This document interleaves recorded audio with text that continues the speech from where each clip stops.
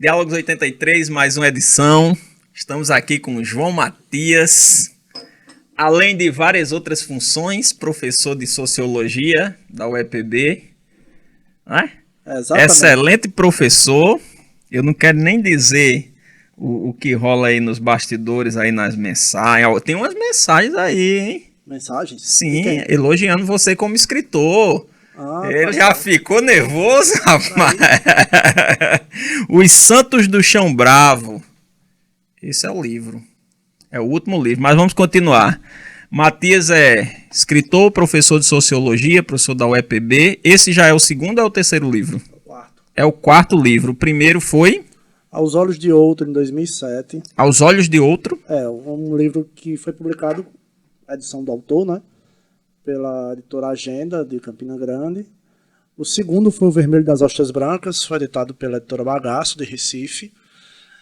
O terceiro foi O Lugar dos Dissidentes, esse você conhece. Conheço, li. E foi editado pela editora Escaleiras, aqui de João Pessoa, né, da querida Débora Gil. E o último é esse aí, né, Os Santos do Chão Bravo, publicado pela editora Caos e Letras, do Eduardo Sabino, do Cristiano Rato, de Minas Gerais. Cristiano Rato, um abraço, Cristiano Rato. Inclusive conheço, viu? Ah, é? Só virtualmente, mas conheço. Que ele fez um Live comigo, botei ele numa fria, ele e um monte de escritor. Como é o nome dela? Da menina Gil. Débora Gil Pantaleão. Débora Gil participou. Cristiano Rato participou, um menino, eu não vou lembrar de todo mundo não, acho que foram uns 10 escritores. Ah, foi? Foi, lá no meu Instagram, tá lá, Live o nome. Poxa. Todo mundo leu um texto, bateu um papo um pouquinho e foi muito legal mesmo. Foi. Massa mesmo, sabia. Aí Cristiano Rato foi.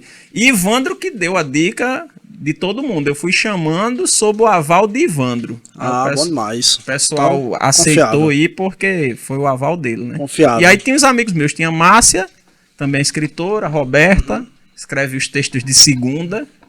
Você precisa ler Roberta também, é bem legal. Que Roberta? É Roberta Moura Davi, é lá de Rio Tinto. Escreve bem, viu? Massa. Escreve bem, eu vou lhe mandar um texto dela para você ver. Massa. Então quer dizer, João Matias, que eu não estou errado na minha observação não, porque quando eu li Os Santos do Chão Bravo, eu estava até comentando com você aqui nos bastidores, eu disse, é uma leitura de um escritor já experiente. Isso é você que está dizendo. Não, estou dizendo com base no que você escreveu, né? Aí você ficou animado, aí disse, mas por que você está dizendo que é um escritor experiente? Eu disse, porque você está ainda mais cruel neste livro. Casca grossa. Casca grossa. A palavra foi casca grossa. Casca grossa, é verdade. Não vou deixar você perder essa palavra, né? Eu vou esquecer. Você tá mais casca grossa nesse livro. Aí eu vou começar perguntando sobre o título, que eu tenho uma certa obsessão com os títulos. De onde veio Os Santos do Chão Bravo? De onde vem esse título? Os Santos do Chão Bravo remete a uma comunidade de trabalhadores chamada Chão Bravo. Ele é o título de um dos contos, né? Se eu não me engano, o 7º conto, que descreve justamente a transição dessa comunidade de trabalhadores chamada Chão Bravo para uma cidade chamada Cidade Grande. O livro, apesar de ser um livro de contos, possui uma interligação entre os contos, uma vez que o leitor, pouco a pouco, vai tentando descobrir como é que Chão Bravo se tornou Cidade Grande. Então, de todos esses contos, você percebe que o único que se passa em Chão Bravo é esse, Os Santos do Chão Bravo. O restante se passa todo em Cidade Grande. Eu quis colocar o título...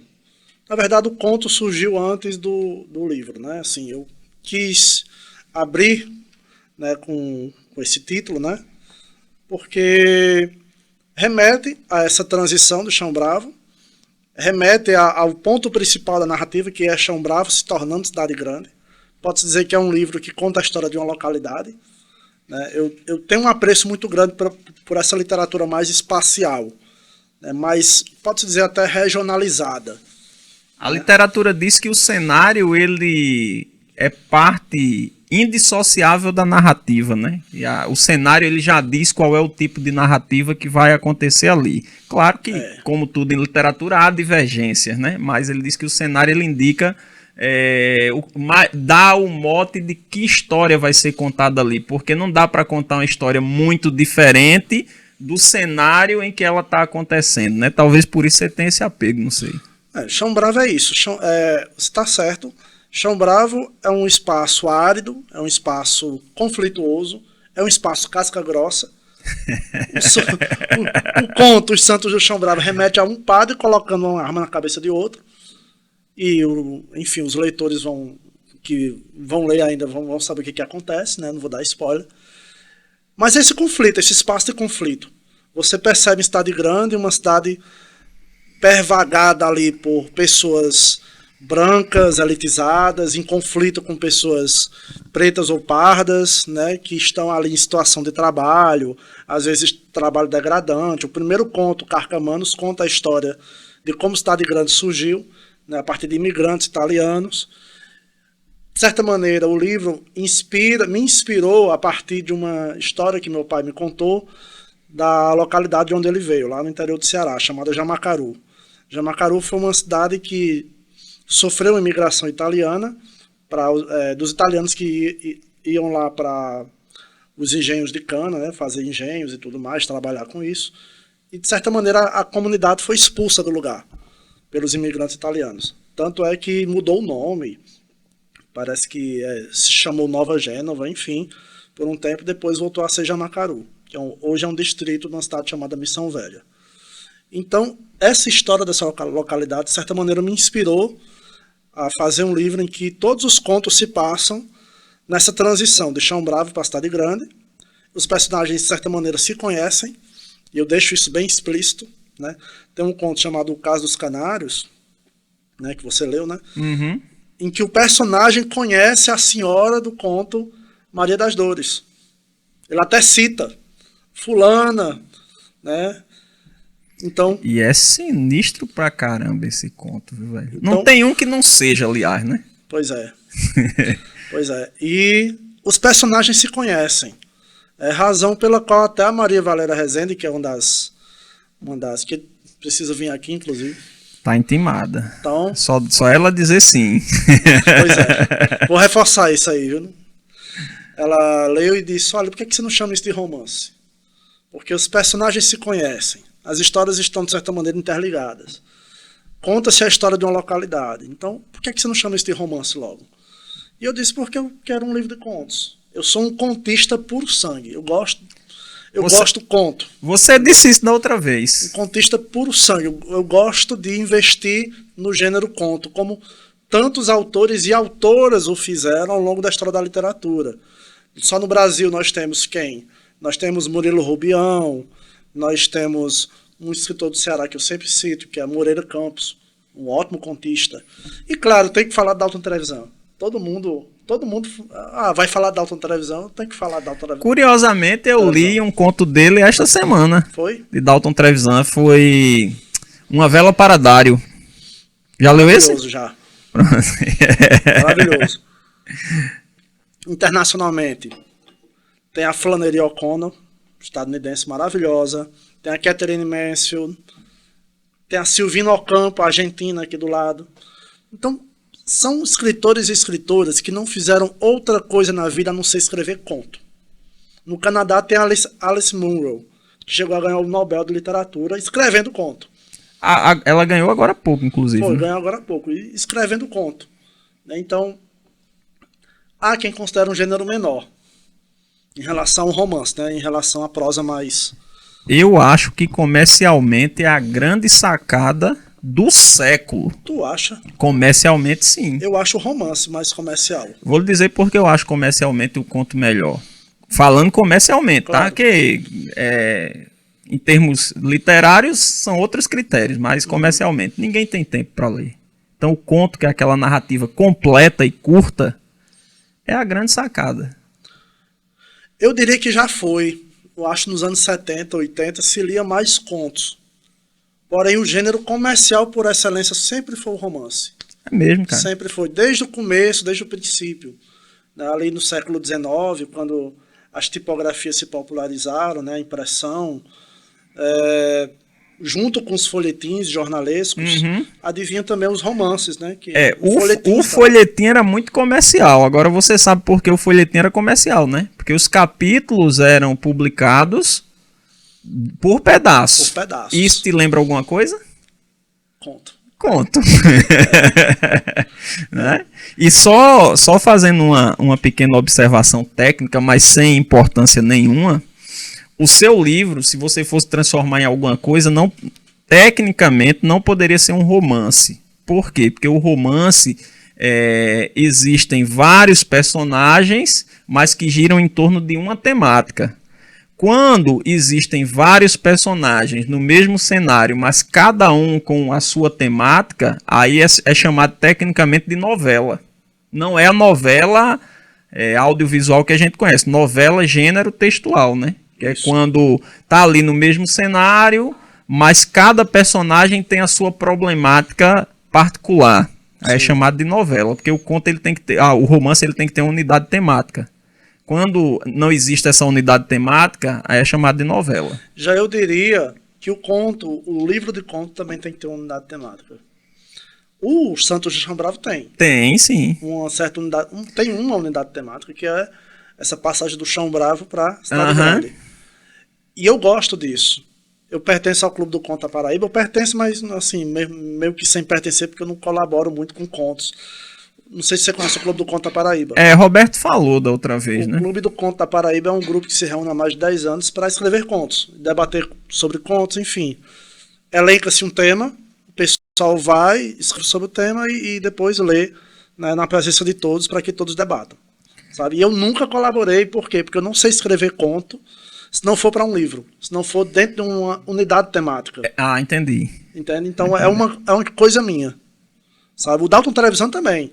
Você não tem um conto do Dalton Trevisan que não se passa em Curitiba. Um conto sequer, é o desafio. É interessante. Dalton Trevisan tem 44 livros de contos. 44. É o maior contista brasileiro de todos os tempos. 44 livros de contos. E não tem um conto dele sequer que não se passa em Curitiba.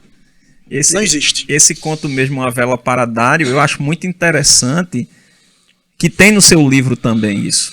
É uma coisa que vocês têm em comum. É a movimentação cinematográfica. Eu sou influenciado pelo cinema. Tanto tem no seu livro quanto tem pelo menos nesse conto de Dalton. É muita movimentação, entendeu? Então, inclusive, se fosse gravar, teria que ser aquela câmera, como se fosse a câmera, o cara segurando a câmera e correndo. Rocha, uma câmera na mão dentro da cabeça. Isso, tinha que ser que agora faz uns 3, 4 anos o cara gravou um filme de guerra desse jeito, né? Não sei se tu lembra. É 1918. 1914. 14, que é um filme de guerra que ele resolveu filmar diferente. É como se o soldado tivesse com a câmera na mão, né? Sim. Que é para dar a ideia da movimentação mais real. Nos teus contos tem isso, tem essa movimentação muito intensa, na maioria deles. E Dalton Trevisan, nesse conto, Uma Vela para Dário, também tem uma movimentação muito grande. O personagem central está sentado, mas em torno dele existe toda uma movimentação muito intensa, né? Sim. Então eu vejo essa coisa em comum, que é essa movimentação cinematográfica, né? Eu sou bem influenciado pelo cinema. O conto Santos do Chão Bravo é um conto imagético. O Samurai é um conto imagético, último conto. É um conto bastante imagético. O Carcamanos também. Há contos menos imagéticos. Por exemplo, o Princeso eu acho menos imagético. Né? Eu acho, por exemplo... O caso dos Canários é um pouco menos imagético, toda forma de arte é menos imagético, porém há essa movimentação do cinema. Eu procuro dar esse nesse Princeso, eu vejo uma movimentação muito intensa ainda. Eu consegui até visualizar, porque a história do posto de gasolina, das meninas e tal, Sim. Eu consigo criar toda uma... Poxa, eu imaginei aquilo ali como aquelas minisséries que a Globo faz, né? E tal, com um detalhe, um final muito melhor. Uhum. É como se fosse uma minissérie que a Globo faz, mas com um final de filme francês. O final fica a seu critério. Sim. Eu gostei muito disso, assim. Tem essa movimentação e tem essa sutileza no fim. Essa sutileza no fim, que deixa muito a critério do leitor, que o leitor fica pensando, poxa, mas será que é isso mesmo? Uhum. Será que é isso mesmo? E aí eu lembrei, lendo o livro, um negócio que não tem nada a ver, que foi aquela frase de Belchior, se quiser, mate-me logo, porque à tarde às 3 eu tenho um compromisso e não posso faltar por causa de vocês. Que nesse verso ele diz, se você está pensando que a vida é ruim, Se você tá pensando que o que eu tô dizendo é ruim, ao vivo é muito pior. Então, assim, os contos que deixam a critério do leitor, na verdade o leitor sabe a resposta. Mas, pelo menos comigo, pô, eu sei que aconteceu isso, mas sabe aquele negócio que você tem medo de pensar que é isso? Sim. Pô, será que a coisa acabou assim mesmo? Acabou, porque a vida é realmente cruel. Isso acontece de verdade na vida. E o fato de Matias não ter colocado no livro dele não quer dizer que a gente não saiba. E eu achei uma sutileza muito grande da sua parte você não ter colocado. Ficar no subentendido. Que é para dar uma cutucada no leitor. Especialmente o leitor da sociedade brasileira dos últimos 4 anos. Você quer falar disso, né? Eu tô sentindo que você quer falar disso. Sim, mas fica à vontade. Essa sutileza, ela advém do próprio modo como a gente pensa o gênero conto. O conto, ele não conta tudo, né? Eu penso dessa maneira, né? Então, eu não vou aqui resumir o que é o conto, nem determinar o que é o conto, mas o conto não conta tudo. Há quem diga, por exemplo, o conto conta 2 histórias, uma subreptícia e a outra óbvia, e a outra evidente. A outra que você leia, uma que você esconde, né? Que é a teoria do iceberg. A ponta do iceberg. Não sei se é a teoria do iceberg, do Hemingway. Eu esqueci exatamente quem foi que... Eu acho que foi aquele cara, o argentino. Esqueci, enfim. Mas segundo ele, o conto conta 2 histórias. Tem-se essa normativa ou essa suposição de que há uma história subreptícia e uma história mais evidente, né? Então essa sutileza advém disso, certo? Você deixar o subentendido à tarefa do leitor, ao cargo do leitor, certo? Então ele vai completar a história, ele vai completar os hiatos. E o leitor sabe, ele não quer entrar naquela zona de escuridão, mas ele sabe que vai encontrar lá, ele sabe qual é a resposta. Só que é uma zona, no caso dos teus contos, é uma zona de escuridão que eu fico pensando que não é todo leitor que tem coragem de entrar. Eu mesmo fiquei assim, fiquei vários dias com os contos na cabeça e tal, sabe? Digerindo a parada. Percebi, você fez uns stories quando você leu e tal, comentou um conto ou outro. Eu acho massa quando a literatura tem esse poder assim, invasivo sobre a pessoa, de marcá-la de alguma maneira. Eu fiquei muito feliz quando você citou uma cena do Princesa, as meninas, né? O posto de gasolina, enfim. Eu acho que a tarefa da literatura é nos dar imagens, né? Então, por isso que eu as exploro de uma maneira que eu acho minimamente satisfatória no meu livro, né? Eu procuro deixar o leitor com imagens, com cenas, né? O padre com uma arma na cabeça do outro, toda a rotina de Princeso, né? De como o cara ele se descobre, né? Um líder lá, um líder popular. Um herói, né? Um herói, um mito, de certa maneira. Um mito, de certa maneira, né?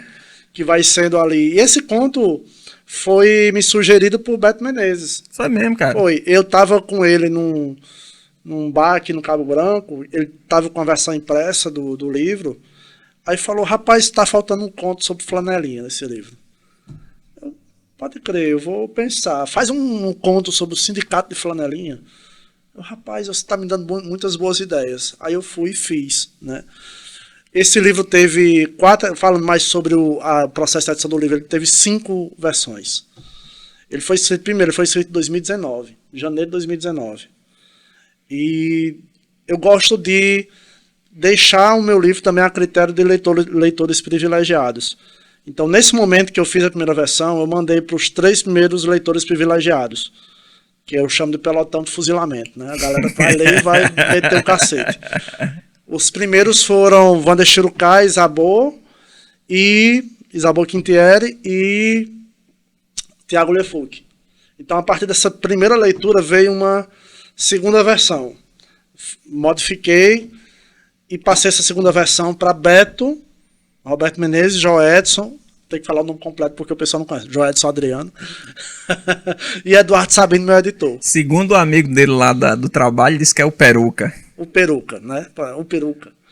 Aí enviei para esses 3 camaradas, tomo mais fuzilamento.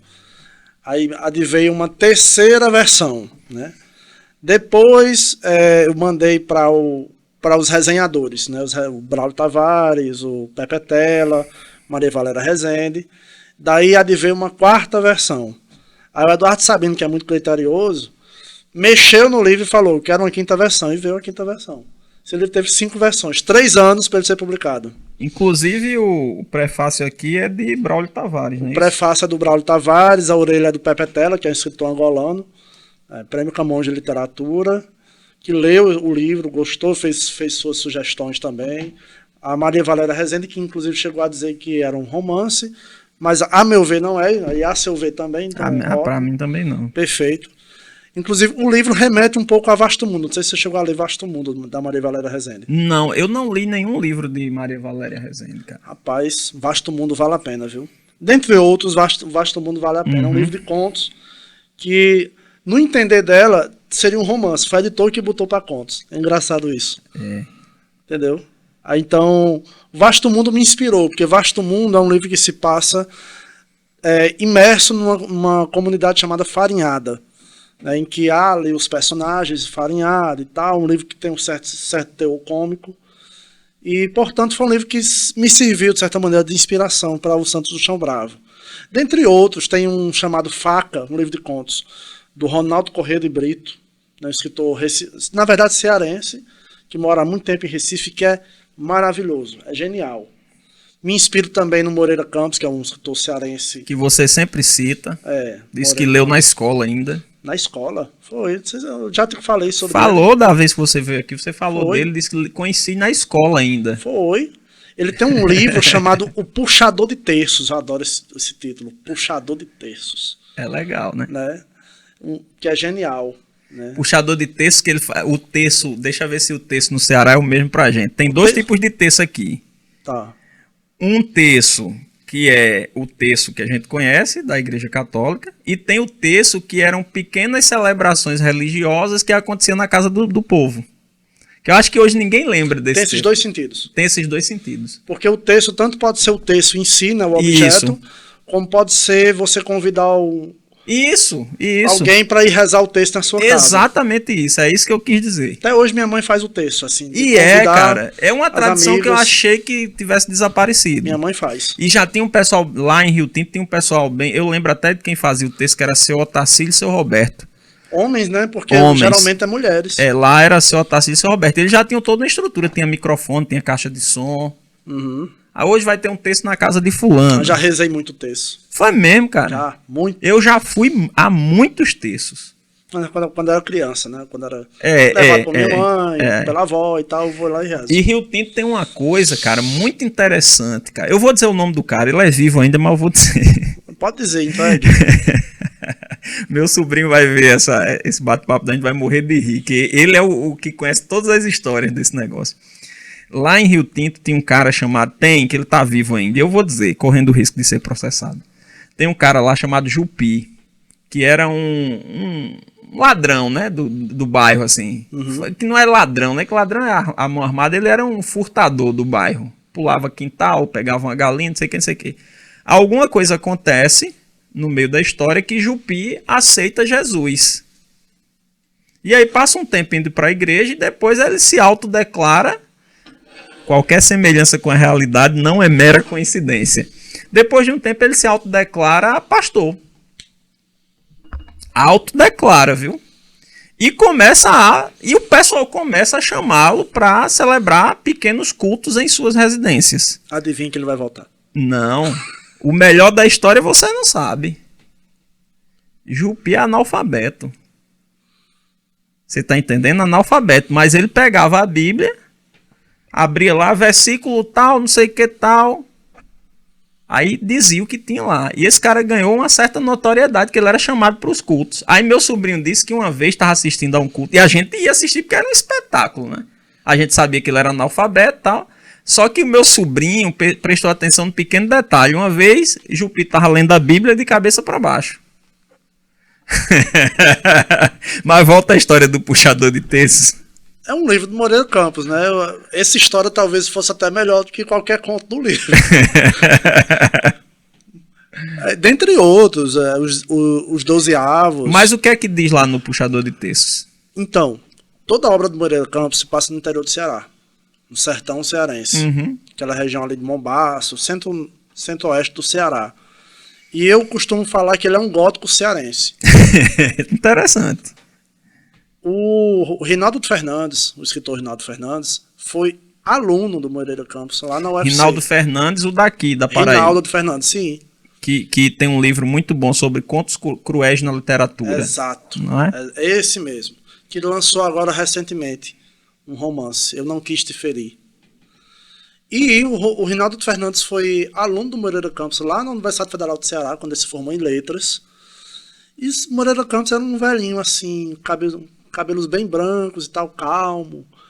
E ele dizia, olha, quem vê esse velhinho não sabe a crueldade que ele carrega. Que ele carrega nos contos, porque são contos perversos, entendeu? Contos que eu diria até quase de terror, que se passam todos no sertão do Ceará, envolvendo religião, né? Assassinatos, né? Por trás dessa suposta moral religiosa inimputável, né? Aquela coisa ilibada, né? Aparentemente ilibada, que a gente vê hoje na política nacional. A gente vê hoje muito na política nacional. Aquela coisa, o cidadão de bem que não é cidadão de bem. Inclusive, falando em literatura cruel, tem uma figura aí que foi eleita senadora que tem uma criatividade muito grande pra literatura cruel, viu? Você não achou, não? Sim, nossa, caramba, eu tava associando a Paraíba. Quem foi na Paraíba? Ah, não foi na Paraíba, não. Foi não, é a moça lá, né? É a moça lá. Muito criativo, viu? Não, assim, quando a boca fala do inconsciente que tá cheio, né? Então, exatamente. Porque o inconsciente tá cheio. Então, ali, meu amigo, é mais caso para Freud, talvez, do que para Moreira Campos. Se bem que deve haver histórias pavorosas ali por trás daquela... Sim, daquela moral toda. Daquela moral toda, daquele inconsciente ali, todo reprimido, né? Mas é isso, cara. Eu me influenciei muito pelo Moreira Campos, pelo cinema. Falar de cinema. Glauber Rocha, que você citou. Tem um filme do Glauber Rocha chamado Barra Vento, maravilhoso, que se passa todo numa comunidade de pescadores, né? Que eles estão passando por uma situação de penúria, porque não há peixes, não há... As condições para se pescar eram as mais terríveis. E eles... davam interpretação religiosa àquilo, né? Todos eles eram religiosos e tal. E o Glauber Rocha, nesse filme específico, ele procura tecer uma espécie de crítica social à dependência do povo dessas questões mais religiosas, assim, essa espera que nunca se finda, né? Essa espera que não é uma espera do Estado, não é uma espera das condições sociais, é uma espera do divino. Aquela coisa, foi Deus que quis. Nesse filme em especial, eu me baseei para construir algumas narrativas aí nesse livro. Como toda a obra do Glauber Rocha, né? O Deus e o Diabo na Terra do Sol, toda aquela imagem cáustica do sertão, imprimido por Glauber Rocha, né? Que fez inclusive um filme sobre os Maranhão, lá a família aliás, família de Zé Sarney no Maranhão, né? Associei a Zé Maranhão aqui, mas a família de Zé Sarney lá no Maranhão, que é Maranhão 66. Então, Glauber Rocha, ele me inspirou bastante, assim, né? Na concepção dos Santos do Chão Bravo como um todo, né? Para falar de cinema, o Pasolini também me influenciou muito. O Samurai, o último conto do livro, baseia-se, de certa maneira, num filme chamado Gaviões e Passarinhos, do Pasolini, 1966. É um filme muito bom, né? E por trazer um samurai, também tem outra influência, que é o Kurosawa. E por aí vai. Eu tenho influências as mais variadas, assim, e o cinema... E não só na literatura, né? No cinema também, né? Da poesia. Pouco se fala na influência da poesia na prosa. Toda forma de arte é todo ele feito com base num poema do Fernando Pessoa, na pessoa do Augusto de Campos, Augusto de Campos? É um poema chamado Cruz na Porta da Tabacaria, que eu tenho ele todinho decorado. Cruz na Porta da Tabacaria. Se quiser eu reclamo, mas se não quiser... que é bem longo, né, inclusive, né? Não, esse não é longo, não. Ele tem 5 estrofes. Qual é aquele que diz assim... Tabacaria. O Tabacaria Tabacaria, né, que é longo, né? É imenso. Mas o Cruz na Porta da Tabacaria me inspirou a fazer o Toda Forma de Arte, que é um poeta, né, inquieto, porque não consegue escrever uma ode à própria cidade. De repente ele descobre um grupo de fascistas e, opa, isso aqui pode ser legal. Isso aqui tá no conto, tem um conto sobre isso, né? Não, é esse conto. É esse conto. Né? Aí então, enfim, todo ele se passa Cidade Grande, porque eu acho que Cidade Grande me inspirou mais que tudo. E esse conto, você falou agora, eu lembro quando eu tava lendo ele, eu lembrei daquela música de Engenheiro Jovem que diz assim: o fascínio é fascinante, deixa a gente ignorante fascinada. Que há ninguém sabe, mas nessa música o fascínio que ele fala aí é o fascínio do fascismo, né? O fascismo é fascinante. Ele até fala, né? O fascismo é fascinante, deixa a gente. Uma coisa assim. E quando eu tava lendo, eu disse que o cara foi levado pela. Sim, foi levado por um sentimento patriótico. Patriótico, né? Que leva tanta gente hoje em dia, né? Não, teve algumas coisas que eu tava lendo no conto, eu disse, cara, bicho, Matias é fogo, né, bicho? O cara misturou aqui, botou aqui meio camuflado, mas aqui tem... Parecia que eu tava lendo, eu não sei nem se... Porque foi escrito em 2019, mas parecia que eu tava lendo noticiário. Algumas coisas dos contos está no noticiário de hoje, cara. Pois é. A história dos flanelinhas, essa do cara que foi levado por um grupo, né, fascista, nazista e tal... Todos os contos me deram essa impressão. Não me deram a impressão que era literatura por literatura. Me deu a impressão que tinha uma mensagem sobre o perigo do que está acontecendo nos dias de hoje. Talvez daqui a 20, 30 anos alguém lê e tenha a mesma impressão, porque eu ando muito desiludido. Eu acho que as coisas não estão mudando tanto.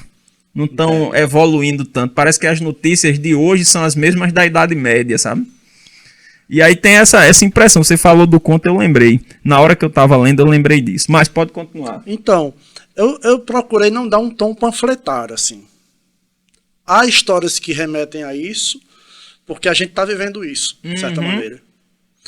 Quando o Braulio leu, ele associou Cidade Grande a Campina Grande. Né? De certa maneira tem assim, a sua correlação, tem a sua inspiração em alguns cenários, mas não é exatamente Campina Grande. E se você for pensar nessa questão do patriotismo, para falar de coisas para além da literatura, pode ser fascinante você pertencer a um grupo, a uma torcida organizada. Porque parece que não. O que a gente vê hoje não é exatamente uma agremiação política, mas uma torcida organizada. É como se a lógica da torcida organizada saísse dos estados e tomasse a sociedade. E aí é paixão, né? E aí é paixão, acima de tudo. Tem uma colega minha, né, que está no condomínio, que mudou a foto dela para apoiadora de Lula no WhatsApp. Até então, o síndico do condomínio dela era todo sorrisos, era todo gentilezas para ela, né? Quando ele viu a fotozinha dela no WhatsApp modificada para apoiadora de Lula, praticamente o cara fechou a cara para ela. Não passou a não falar mais com ela, passou a ignorá-la. É como se ela não existisse mais, como se ela não fosse um ser humano. Entende? Então, as pessoas que advogam por digamos assim, essa torcida organizada que se formou no Brasil em torno de um candidato, elas desumanizam o outro. Isso. É como se o outro nem ser humano fosse. É verdade. Fica mais fácil, né? Você ser inimigo de quem nem humano é, né? Exato. Tem que ter um rival, né? Tem que ter uma pessoa a se combater, ou uma ideologia, ou algum símbolo a se combater, e por isso você o desumaniza. E nessa história da política recente é muito interessante, porque eu estava até comentando isso ontem em sala de aula. Eu disse, é claro que eu já coloquei em perspectiva. O lado oposto ao que eu apoio teve 43% dos votos. Então eu fico pensando, será que eu não estou errado? Será que as minhas convicções, que o que eu apoio não está errado? Eu não estou dentro de uma bolha e estou enxergando errado? Porque eu acho que é racional você colocar isso em perspectiva. Quem não coloca isso em perspectiva está dentro da paixão. Lógico que eu coloco em perspectiva e acabo chegando à conclusão de que não, de que eu estou certo, que o meu lado era... Mas se o cara, de um lado ou de outro, não colocar em perspectiva que ele pode estar errado com as convicções dele, aí é onde mora o perigo. É onde mora o perigo, exatamente. Porque você ter muito compromisso com suas verdades a ponto de não pensar, questioná-las, aí é onde mora o perigo. E a gente vê muito esse perigo. A gente tá vendo muito esse perigo, que aí chega o quê? No famoso extremismo, né? E por incrível que pareça, parece que extremismo só tem de um lado. Porque a situação foi levando a esse nível. Já chamou-se muito o outro lado de extremista, só que extremou-se muito mais desse lado, né? E, claro, o lado que nós estamos parece galvanizar todas as possibilidades, inclusive de centro, né? Assim, já saímos da literatura. Já saímos. Saímos da literatura. Então, parece que a gente é de centro. Nós somos, assim, de certa maneira, as pessoas que sentam para conversar. Fernando Henrique Cardoso, que foi opositor no passado. Serra, que foi opositor no passado, entendeu? O presidente do PSDB atual, Sérgio Guerra, que foi opositor no passado, entendeu? Então, gente, o Rodrigo Maia, entendeu? Quem diria que Rodrigo Maia fosse ser nosso amiguinho hoje em dia? Entendeu? Sabe, porque o negócio foi se tornando tão perverso e tão terrível, né, tão assustador, que até quem era os opositores no passado estão assustados. É muito estranho pra gente que viveu a época do governo neoliberal de Fernando Henrique, a gente vê hoje Fernando Henrique e Lula juntos, né? Não vou nem dizer Fernando Henrique e Lula, que eu sempre achei Lula mais de centro do que de esquerda. Claro. O cara vê Manuela Dávila e Boulos do mesmo lado que Fernando Henrique e Henrique Meirelles. Pois é, tem aquela foto que eu achei maravilhosa. Henrique Meirelles, Boulos, gente... Parece que o cara tá Alckmin, sabe? Assim, que mundo é esse? Parece que você tá num conto de Murilo Rubião, né? Exato. Se você, olha, pegasse aquela foto do Alckmin, do Henrique Meirelles, do lado de Boulos e de Lula, e transmitisse ela para 2006, não, isso aqui é realismo fantástico. Realismo fantástico, é impossível isso aqui. Que mundo catastrófico é esse em que está acontecendo?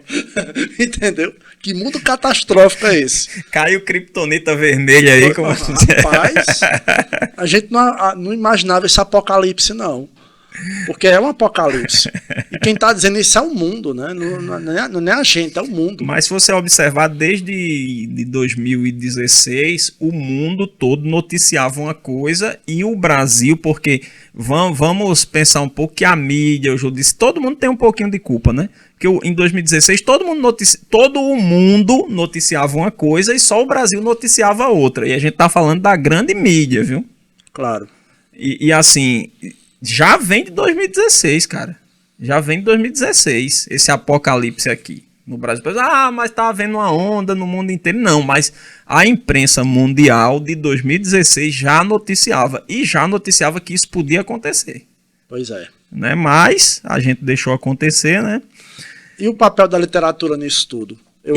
Da literatura nisso tudo? Eu acho que, sem assumir compromissos político-partidários ou panfletários, é o de retratar, de certa maneira, o que está acontecendo, ou o sentimento do que está acontecendo numa época, né? Isso. Então, o Santos do Chão Bravo tem um pouco disso. O caso dos Canários remete à ditadura militar, a um general que esconde corpos dentro da própria mansão, como uma forma de se atrelar àquela época, né? Mas ele pirou, né, cara? Ele pirou, claro ele pirou. E tinha um mordomo que pirou junto com ele. Cara, isso é que é impressionante, né? Ele guardava corpos decrépitos, né? Já em estado de apodrecimento na própria casa, de generais, entendeu?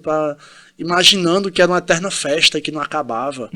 Isso que é uma metáfora, um pouco do que a gente está vivendo, né? Essa festa em que há corpos apodrecidos pela casa. E o mais impressionante é que o mordomo fazia as coisas sem nem questionar, né, cara? Como se ele tivesse absorvido por aquilo. Não, seguindo uma ordem, né? Não tem essa história do cara, não, eu tô seguindo ordens. Tô seguindo ordens. E então, acredito, de certa maneira, nesse sentimento, né? Exato.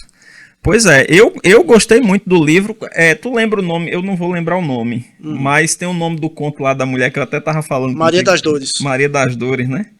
Cara, sabe aquela zona escura que o cara disse, eu não quero entrar. Pô, não acredito que ela fez isso. Eu não vou dizer o que foi que ela fez, não. Adquiram o livro. Lincoln, mostra aqui naquela câmera ali, ó.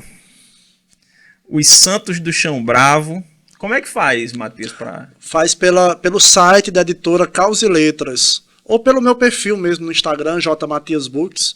É só botar lá no meu perfil, que ainda tem uns 5 exemplares, o restante tá com Eduardo Sabino e Cristiano Rato, lá na editora Caos e Letras. É só entrar no link e comprar, que em questão de 7 dias está chegando na sua casa. Pronto, beleza. O livro é muito bom, quem gosta de literatura cruel, não é? Casca grossa. É casca grossa, velho. E lendo esse livro, o outro também eu tive essa impressão, mas mais nesse. Eu lembrei muito até de um livro de Arturo, que é o 9 Décimos. Tu já leu o 9 Décimos? Já li, maravilhoso. Referência pra mim. Eu não sei nem... Tu acredita que eu não sei como é que esse livro de Arturo veio parar nas minhas mãos? Foi em 2006, cara. Foi? Foi, 9 Décimos. E eu li, gostei pra caramba do livro.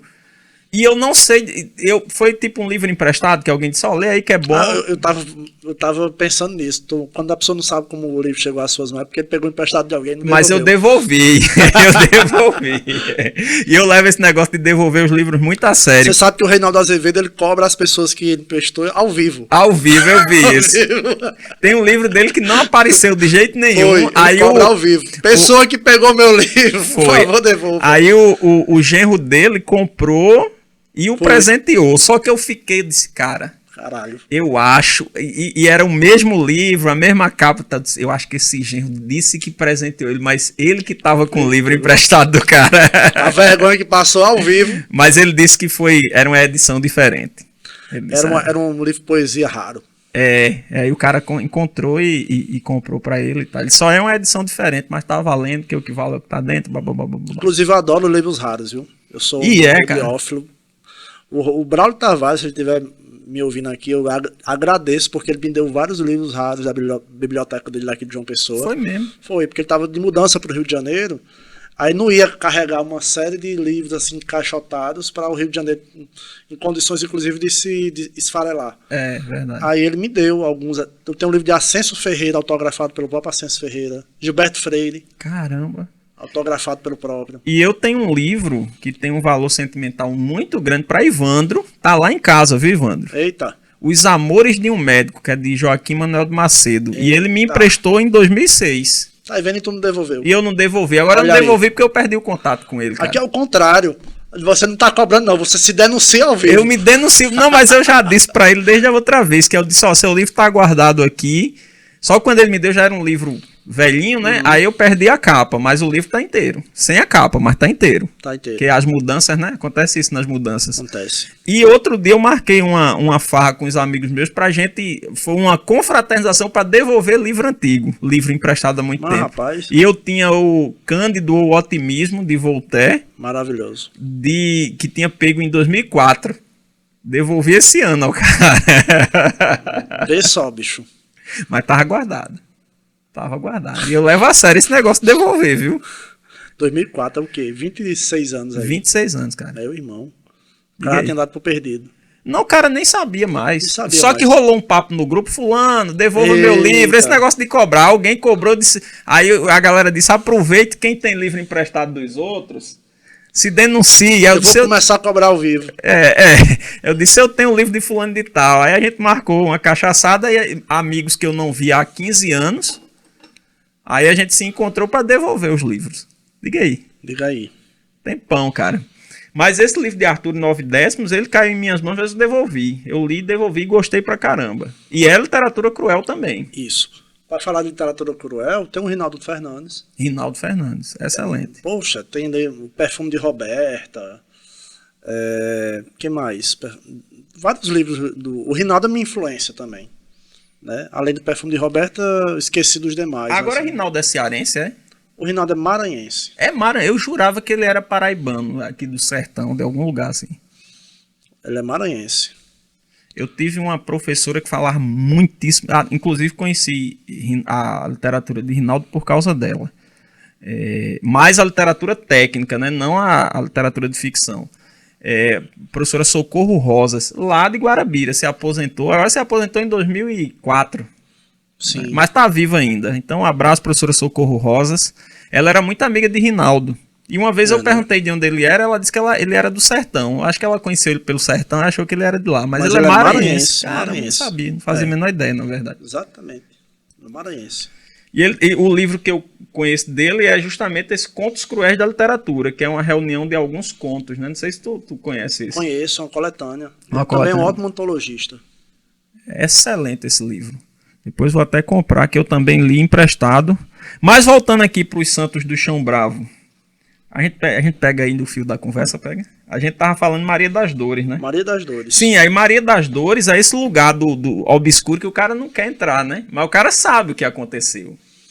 Exato. Você sabe, você não vai lá se você não quiser. Você Exato. sabe. Todos os contos eles têm esse final um pouco em aberto. Né? Assim, um aberto meio óbvio, porque no caso do Maria das Dores é um pouco óbvio que vai acontecer. Mas o Carcamanos ele tem um final assim. Mais aberto, óbvio, mais ou menos, né? É. Óbvio até um ponto. É o óbvio cruel. Assim, óbvio até o ponto que ela vai matar o marido. Não vou dizer mais que isso, não. Mas acontece outra coisa, que eu acho que a crueldade não é ela matar o marido. Matar o marido é óbvio. A crueldade tá em outro ponto. Tá em outro ponto. Que a gente não vai dizer. Quem quiser... Mas ao final. Quem quiser compra o livro. Pra saber o que é. Né? Mas eu procuro dar esse final assim um tanto quanto em aberto. Eu vou dizer, o meu conto preferido de todos é o Toda Forma de Arte. É o meu conto preferido e o conto preferido do Eduardo Sabino. Rapaz, eu não lembro desse não. Diz aí. Tá no meio. É o do poeta. É o meu conto preferido, porque é o mais sutil. o que se junta lá com ao grupo fascista. Sim. Eu acho assim o meu conto mais poético. De todos esses, o mais poético. Não mais cinematográfico, não mais... E ele era o quê? Ele tinha uma profissão, não tinha? Ele era só poeta, não? Ele resolveu abrir uma tabacaria. Isso, exatamente. É mais uma referência que eu faço à pessoa, né? Ele resolveu abrir uma tabacaria. Ele, inconformado por não conseguir escrever um poema para a cidade que ele nasceu, ele lega a cidade numa tabacaria. Pelo menos eu vou abrir uma tabacaria. Um negócio que não dá certo. Nada que ele faz dá certo, né? Até que ele é confrontado com o grupo no final, e enfim, não vou falar o final, mas é um final também aberto. Outra coisa que talvez seja recorrente no livro é a questão da violência. Tá em todos os contos. Né? A crueldade carrega consigo um pouco de violência. Seja no sentimento, seja nas ações, né, dos personagens. Então, tem esse viés autoritário. Eu lancei esse livro recentemente no Natal, lá no Bardalos, pelo jornalista Cefas Carvalho, que me convidou e tal, foi muito bacana. Eu vi as fotos no Instagram. Foi um bar muito bacana lá no Natal, o Bardalos. Fica lá ali perto do Beco da Lama e tal.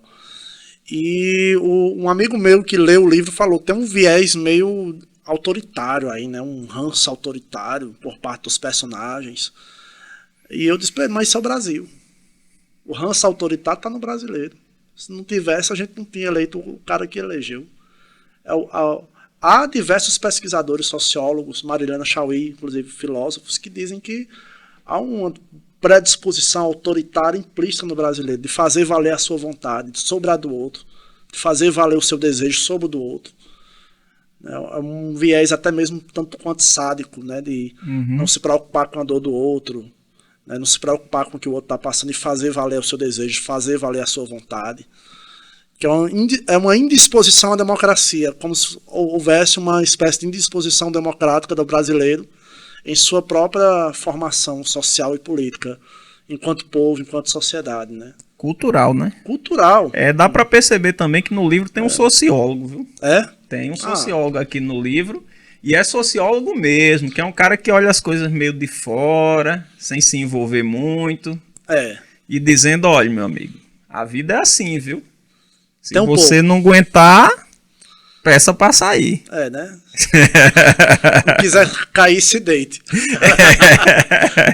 Desse jeito. A pancada é dura, casca grossa. Matias, foi um prazer imenso. Eu não sei se deu pra gente explorar bastante o livro. Deu? Tranquilo? O que vale é a conversa. A gente falou, acho que falou de todos os contos assim, não de forma linear, né? Eu acredito que quando você vai para essas palestras mais acadêmicas, acho que é um percurso bem linear sobre os contos, né? Eu nunca fui convidado assim para um evento acadêmico relacionado ao Santos do Chão Bravo, só para bar, o que eu prefiro. Mas aí no bar rola assim sequencial ou rola assim meio aleatório como a gente fez aqui? No lançamento que teve aqui em João Pessoa, lá foi no Recanto da Cevada. Eu fui, só que eu cheguei no fim, né, cara? Foi mesmo. Foi. Teve uma apresentação, das pessoas se comentaram.